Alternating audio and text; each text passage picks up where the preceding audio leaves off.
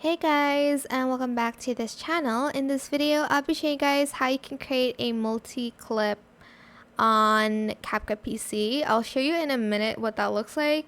I'm just going to be selecting a few videos here, just like these three. You do need more than one video to be able to do this. So you're just going to select every video, right click, and it says create multi-camera clip.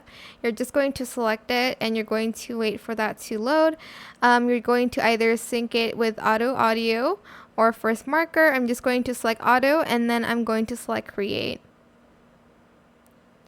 And as you can see, you can adjust the cameras here. There's 4 cameras, but there's also the 9. I'm just going to select the 9 cameras, and you can basically adjust the player using this to make it a multi-camera clip like that. Super cool in my opinion.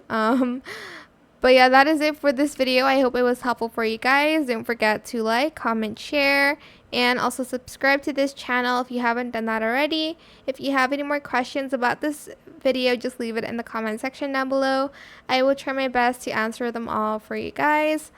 And if you found this video helpful, please click the thanks button as well.